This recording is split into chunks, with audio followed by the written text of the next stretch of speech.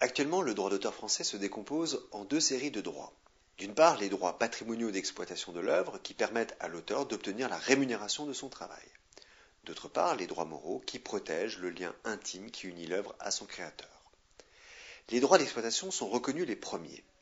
Au XVIIIe siècle est forgée l'idée selon laquelle l'auteur est propriétaire de son œuvre et qu'à ce titre, il a le droit d'en retirer les revenus. Cette idée de propriété littéraire est notamment défendue par Diderot et Beaumarchais. Elle est consacrée à la fin du XVIIIe siècle, sous la Révolution. Une loi de 1791 reconnaît aux auteurs dramatiques le droit exclusif de représentation de leurs pièces. Une loi de 1793 reconnaît aux créateurs le droit exclusif de reproduction de leurs œuvres.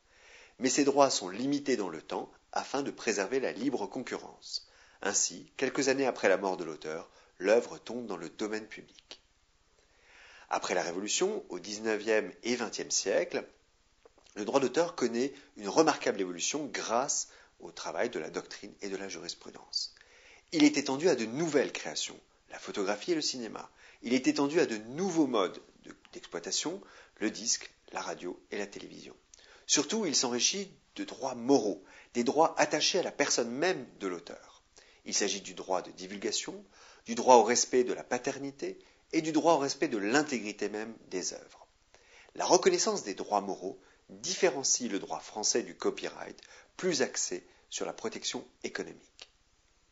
Tous ces apports sont codifiés par la Grande Loi de 1957. Depuis, le droit d'auteur a connu de profonds bouleversements. Aujourd'hui, son adaptation à l'environnement numérique est en cours.